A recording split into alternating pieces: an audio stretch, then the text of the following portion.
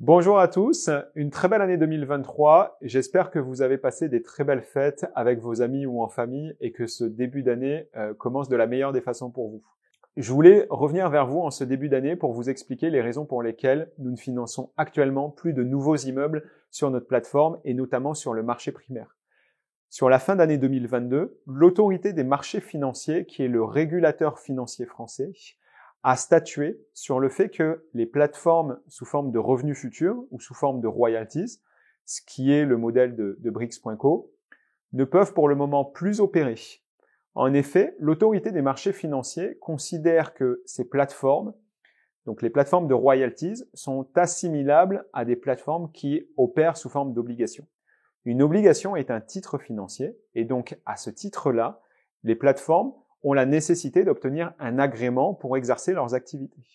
Alors Brix salue la position du régulateur et de l'autorité des marchés financiers, et ce pour deux raisons. Premièrement, parce qu'on pense que ça va structurer un marché qui est naissant et qui est en train de monter et apporter bien plus de sécurisation auprès des particuliers qui investissent sur ces plateformes-là. Et deuxièmement, parce que c'est quelque chose qui avait été anticipé par notre société. Pour remettre un peu de contexte, en avril 2021, j'ai lancé Brix.co avec la vision de démocratiser l'investissement immobilier.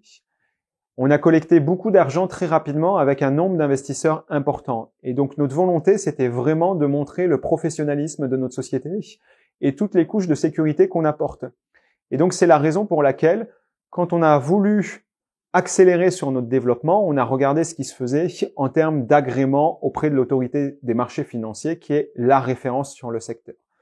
Donc on avait constaté cet agrément PSFP pour plateforme de financement participative européenne qui nous permettait d'un, d'avoir une structuration de notre activité et deux, d'avoir un développement à l'international qui allait être facilité. C'est un virage qu'on a pris déjà depuis pas mal de mois parce que nos équipes travaillaient sur la constitution du dossier qui a été déposé en novembre 2022 et qui est en cours d'instruction auprès du régulateur. Donc, on ne peut que se féliciter de la position du régulateur dans la mesure où c'était déjà un axe de développement de notre société vers lequel on voulait aller. C'est la raison pour laquelle aujourd'hui, on a arrêté les financements sur le marché primaire de nouveaux immeubles sous forme de revenus futurs ou de royalties, en attendant d'avoir cet agrément qui va nous être délivré et on l'espère durant le premier trimestre 2023. Donc concrètement, ça veut dire que Brix ne collectera plus d'argent avec des contrats de revenus futurs ou contrats de royalties, mais avec des contrats d'obligations. Le modèle reste le même. La démocratisation de l'immobilier à partir de 10 € reste la même et reste intacte. En termes de fiscalité, on reste bien sur une fiscalité sur des valeurs mobilières qui est la flat tax. Par rapport à l'historique, on a déjà financé 50 immeubles pour 50 millions d'euros actuellement sur la plateforme, et ce notamment avec des contrats en royalties. Les contrats en royalties le resteront. Il n'y a pas d'évolution vers des contrats en obligation. Ces contrats initiaux iront jusqu'à terme, jusqu'à ce qu'on revende les immeubles. Par contre, pour des nouveaux financements d'immeubles, ça sera bien des contrats sous forme d'obligation. Qu'en est-il du marché secondaire et notamment de la marketplace qui permet d'apporter de la liquidité? La marketplace n'est pas remise en cause, donc il y aura toujours la possibilité pour les utilisateurs de s'échanger des Brix et donc des fractions de contrats de royalties sur le marché secondaire. Et ce, toujours dans l'intérêt de l'investisseur pour lui apporter une possibilité de sortie avant le terme de son contrat. J'imagine que vous avez pas mal d'autres questions sur ce que ça va impliquer.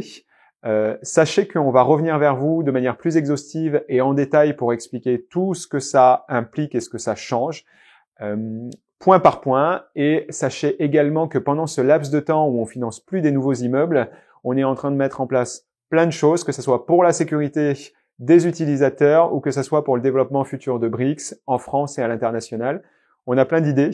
On va revenir vers vous justement pour vous solliciter par rapport à ça. Et en tout cas, je vous souhaite d'ores et déjà une très très belle année 2023. L'année pour Brix va être riche en développement et notamment en développement à l'international. Merci beaucoup. À bientôt.